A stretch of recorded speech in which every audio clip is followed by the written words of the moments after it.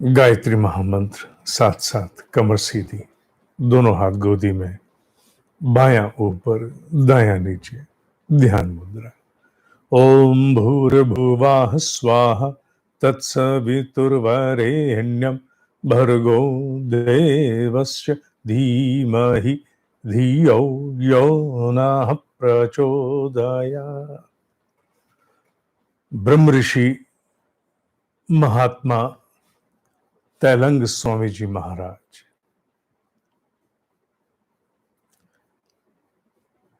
क्या कहा जाए इन लोगों के बारे में। कई बार बिल्कुल अपने ही भीतर खो जाने का मन होता है। जितना इनके अस्तित्व पर मनन करो, चिंतन करो, पढ़ो, विचारो, कुछ भीतर ऐसा हो जाता है कि अपने आप को इनके समतुल्य तो कोई क्या खड़ा करेगा, पर कम से कम विकसित करने का मन होता है।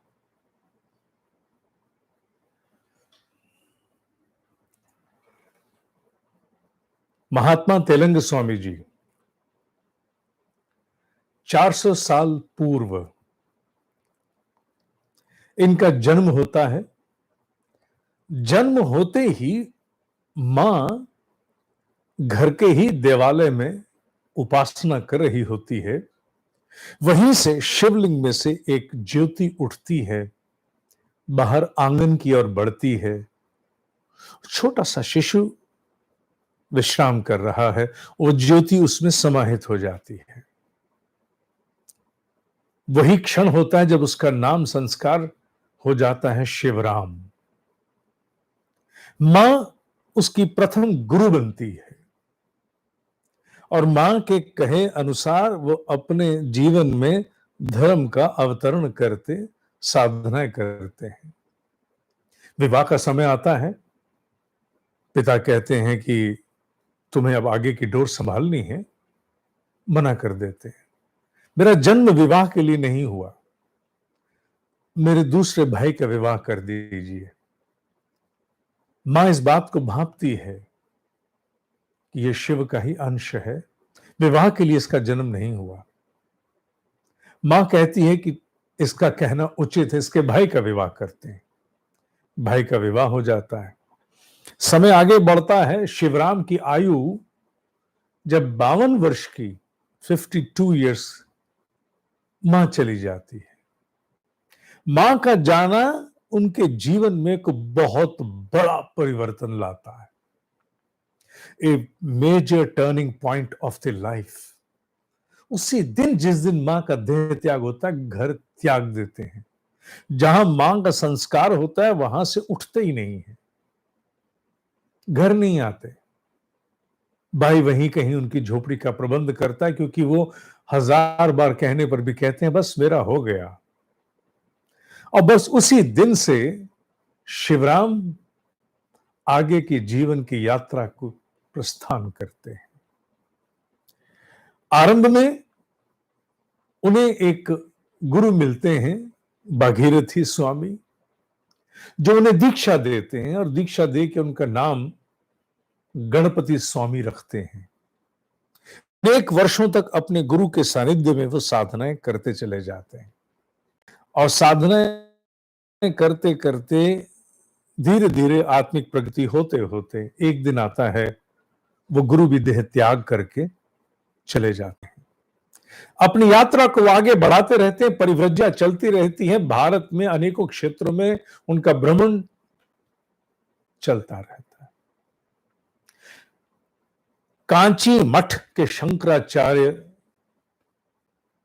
उन्हें उनकी अगली दीक्षा देते हैं और उनका नाम होता है फिर रामानंद सरस्वती। कांची मठ से बहुत बड़ी बड़ी हस्तियों ने जन्म लिया है, इसमें कोई संदेह नहीं। उनके बताए मार्ग पर अपनी साधनाओं को आगे बढ़ाते हुए उसके उपरांत वो मानसरोवर चले जाते हैं। वहां जाकर के गुह्य साधनाएं करते हैं। लंबे समय तक कभी कहीं तो कभी कहीं, कभी कहीं अनेकों स्थानों पर उनकी साधनाएं अनवरत चलती रहती। बीच में एक आध बार काशी आना होता है, पर अंततगत्वा फिर जब काशी लौटते हैं, उसके बाद फिर काशी का त्याग नहीं करते।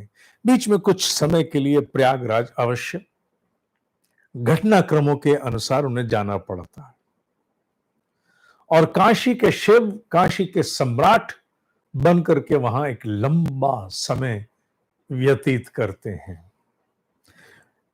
बड़ी रोचक घटना घटती है। यूं तो वो जहां होते हैं वहीं बहुत कुछ होता चला जाता है।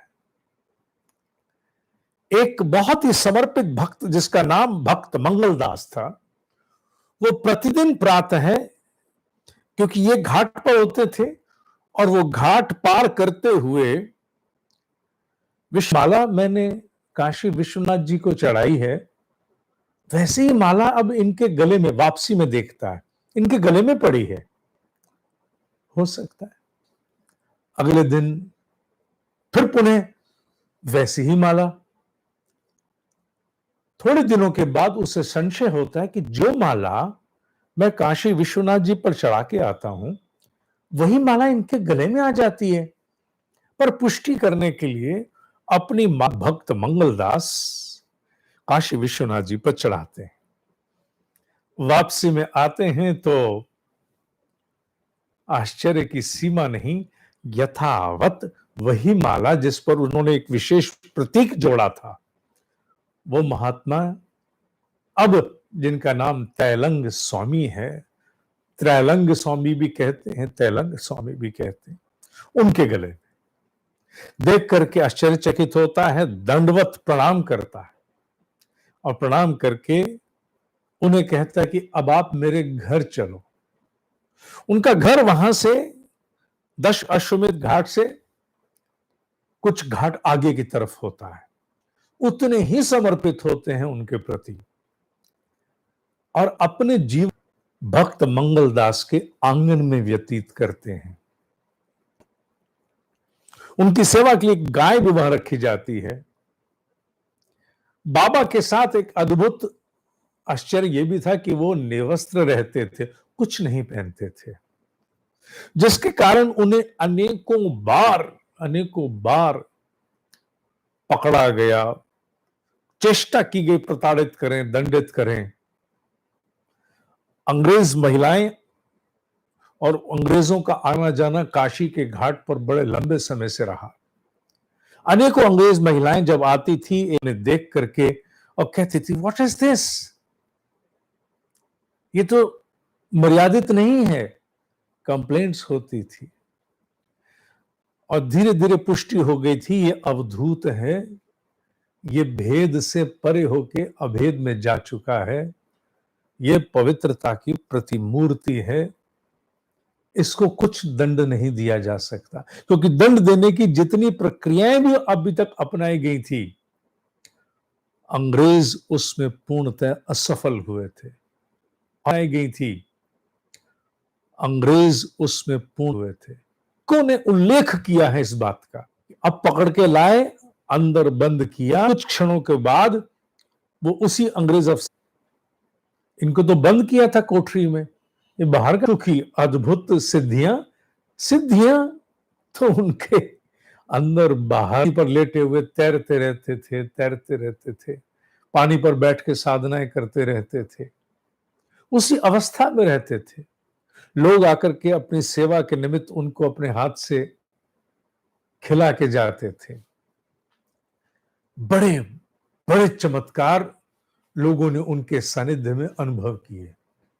अनेकों राजाओं को उनके सामने नतमस्तक होना पड़ा, क्योंकि जो काशी गया होगा उसने देखा होगा कि अनेकों राजाओं ने अपने नाम से वहां पर छोटे छोटे घाट बनवाए हुए हैं। जब आप काशी जाते हैं तो अनेकों राजाओं के घाट, रियासतों के अनेकों मठों के घाट आपको वहां देखने को मिलते हैं। बाबा वहां भ्रमण करते रहते थे। बाबा को तंग करने के लिए, कभी उनको चूने का पानी पिलाने के लिए कितनी चेष्टाएं हुई। ये घटना तो मैंने बहुत उल्लेख किया है कि एक बार उन्हें चूने का पानी पिलाया किसी ने, पिलाने वाला तड़पने लगा और बाबा ने कहा, जिन परमाणुओं से तेरे शरीर की संरचना है उन्हीं से मेरी है, ये नहीं पता तुझे? उसने क्षमा मांगी, उसे क्षमादान दे दिया। अनेकों राजाओं के साथ रानी एक पूरा, जब वहां की रानी स्नान करने आती थी तो पूरा कपड़ों का एक, जिसे कहते हैं, कनात लगाई जाती थी। दासियों के साथ रानी, राजा भी थे। स्नान करके जैसे बाहर निकली, देखा ऊपर सीढ़ियों पर लंबा तड़ंगा नग्न साधु खड़ा है। क्रोधित होकर राजा से कहा, राजा ने भी क्रोध में आके अपमान किया। रात को स्वप्न में राजा को शिव दिखे। क्रोधित राजा उठा, भयभीत हुआ, डर गया। अपने दरबारियों से कहा, अगले दिन क्षमा याचना के लिए उपस्थित हो गया।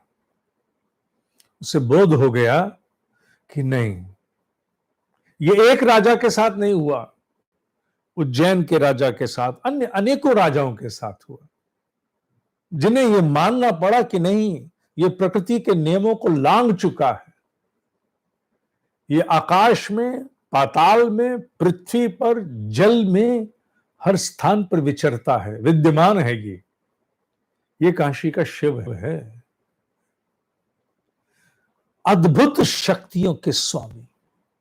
जब जाने लगे 280 वर्ष की आयु हो गई। अपने भक्तों को कह दिया, जो भी थोड़े बहुत लोग सेवा में थे, जाने वाला हूं। सबने कहा, बाबा, ऐसे व्यक्ति को सामान्य व्यक्ति जाने दे सकता है क्या? नहीं जाने दे सकता।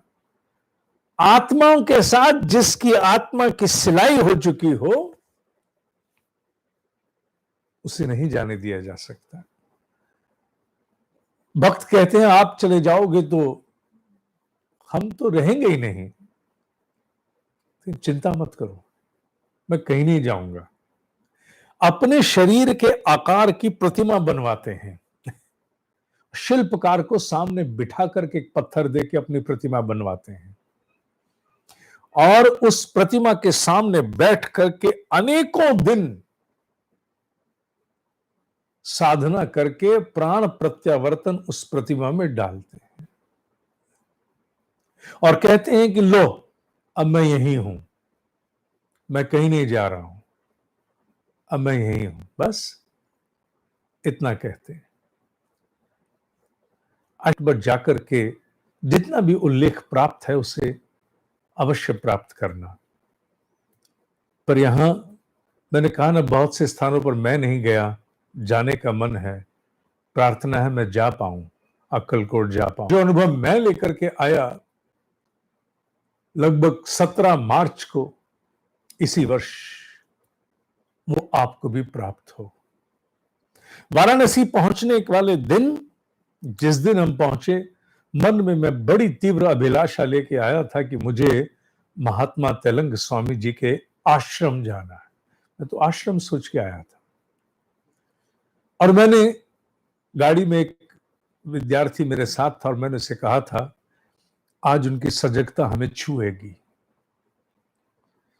शाम को हम 3 लोग नाव में बैठे, मैं, पत्नी और मेरा स्टूडेंट। वाले से पूछा, महात्मा तेलंग स्वामी जी का आश्रम कहां है?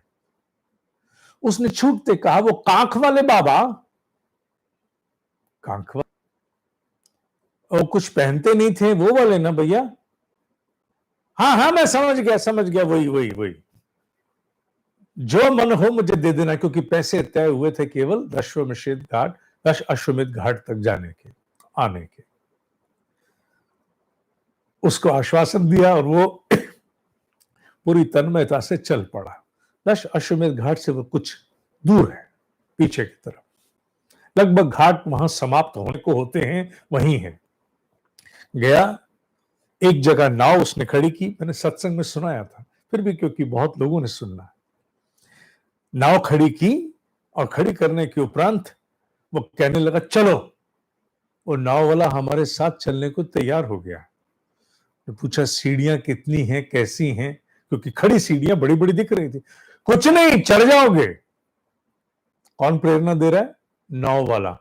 उसका काम तो केवल उतारने भर का था।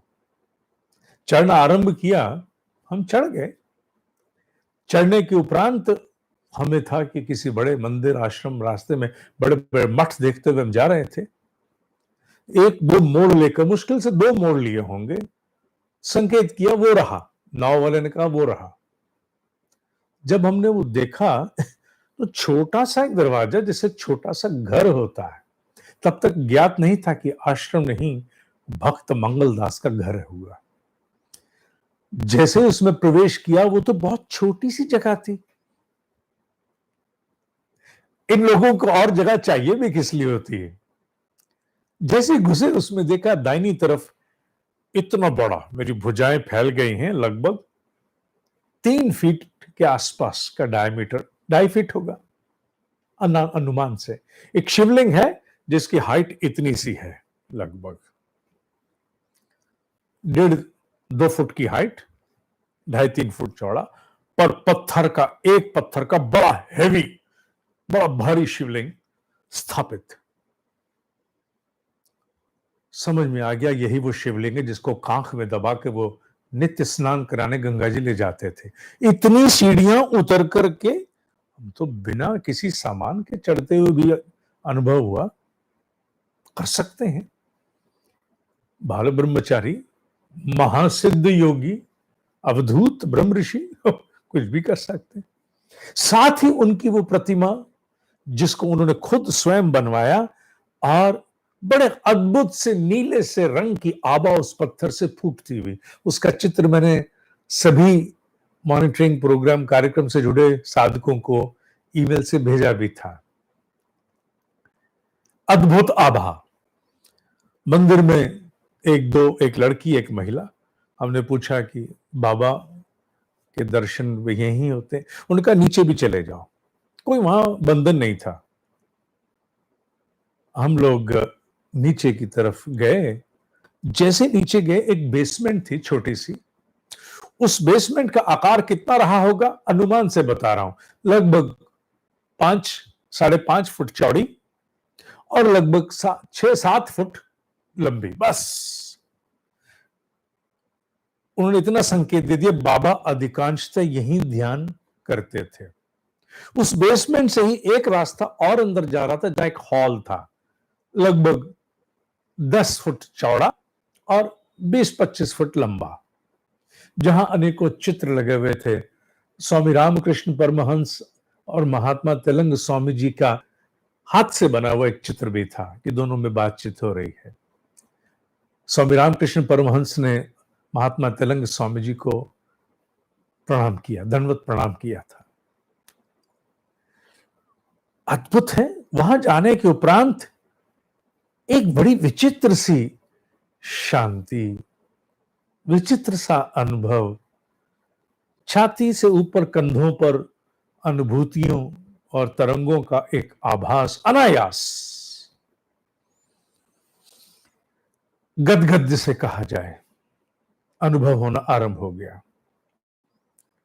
वहां कुछ देर हम रहे, बैठे नहीं, कोई था भी नहीं विशेष, कोई भीड़ भाड़ नहीं, कोई जानता ही नहीं कि महात्मा तेलंग स्वामी कोई थे, उनका कोई आश्रम था, बहुत कम लोग जानते। पुनः ऊपर आए, एक आध बड़ी उच्च कोटि का साधक पहचान लिया, वहां बैठ के कोने में साधना कर रहा था। मैंने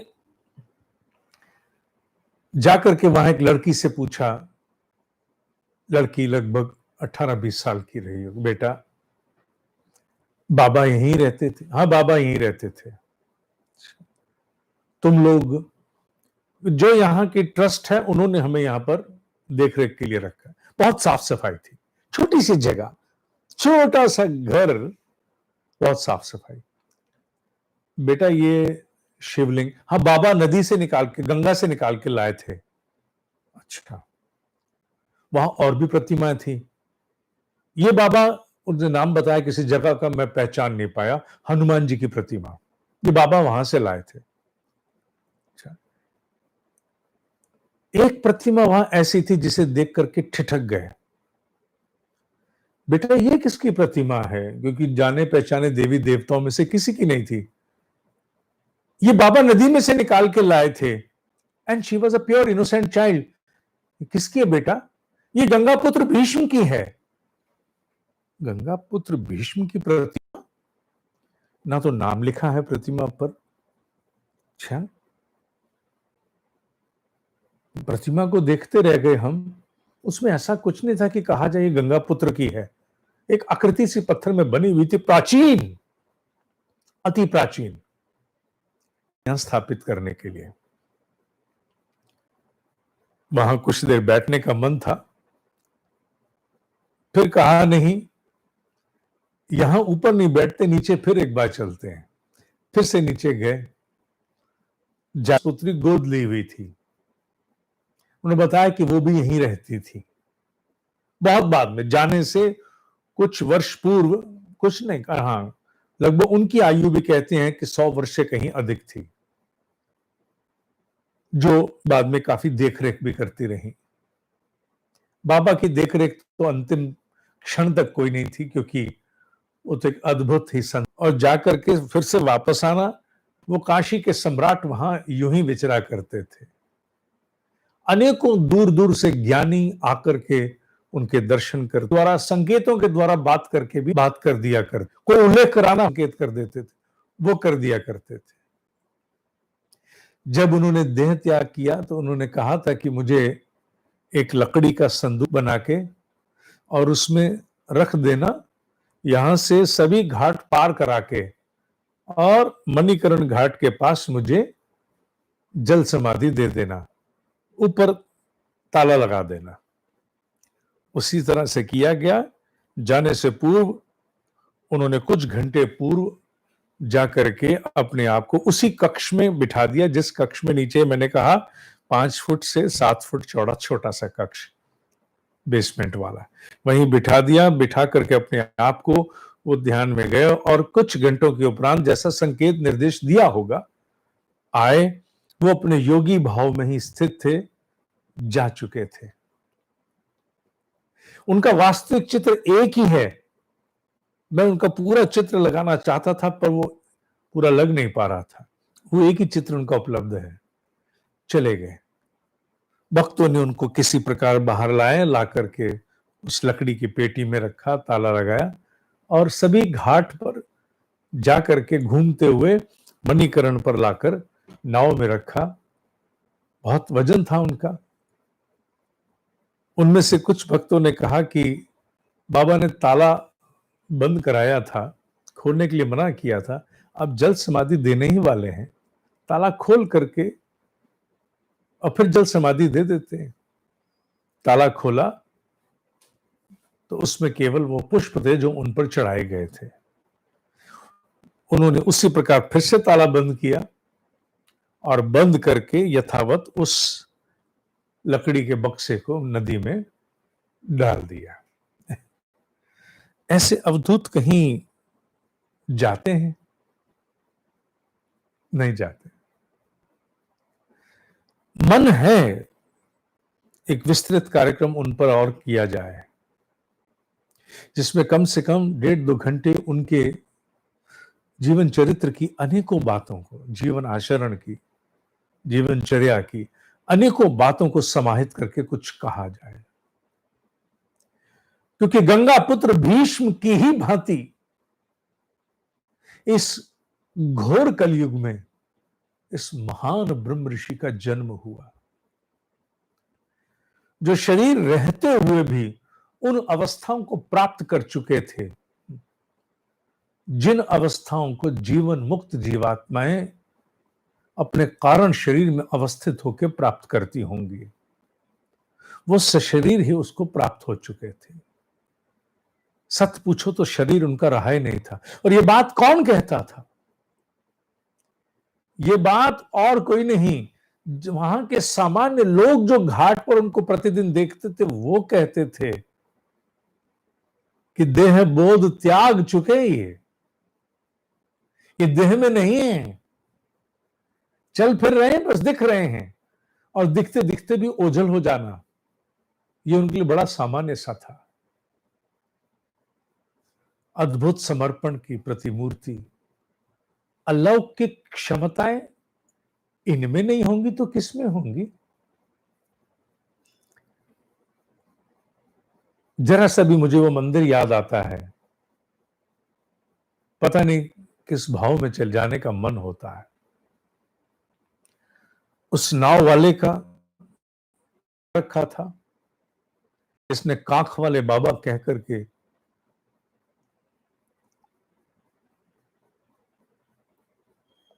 हमें परिचित कराया। धन्य हुए हम, धन्य हुए। महात्मा तेलंग स्वामी जी का उस दर्शन करके हम धन्य हुए। अगली बार जब भी जाओ, जब भी जाओ, जा करके दर्शन करना, सड़क के रास्ते मत जाना, क्योंकि उनके आश्रम तक जाने की जो सड़क है वो बड़ी पतली गलियां और बड़ा कहते हैं अंदर से चल करके आना पड़ता है। सबसे सुगम रास्ता नाव का है। अगर धीरे धीरे चढ़ सकते हो तो लगभग जान लो 70-80 सीढ़ियां होंगी, जिसमें से 30 एक सीढ़ियां थोड़ी सी 25-30 सीढ़ियां थोड़ी ऊंचाई की हैं, बाकी सीढ़ियां कोई सहज हैं, कोई विशेष ऐसा नहीं है। 70-80 भी शायद ज्यादा ही बोल गया मैंने गिनती नहीं की, क्योंकि हमें बहुत ध्यान नहीं रहा उसके बाद, अन्यथा मैं आपके लिए संख्या की गिनती भी करता। जाना, अगर धीरे धीरे भी चढ़ सकते हो, आयु 65-70 वर्ष की भी है, अगर धीरे धीरे चढ़ सकते हो तो जाना। निश्चित रूप से जा करके उस छोटी सी चढ़ाई, ज्यादा नहीं है, वो सार्थक होगी। ईश्वर से प्रार्थना है हम सब इससे बहुत जल्दी बाहर आए। जो ये विभीषिका चल रही है, इन्हीं ब्रह्म ऋषियों के चरणों में प्रार्थना है। और आप लोग काशी जाएं और दर्शन करने के लिए घाट से नाव लब लें।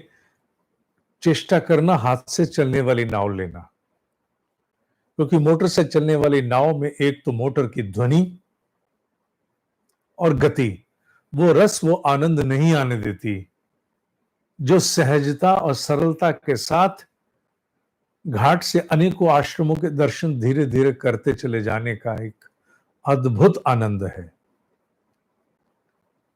जाना, महात्मा तेलंग स्वामी जी को याद करना, वहां आश्रम में जो भी हो उनसे कहना बाबा पर एक छोटी सी पुस्तिका है,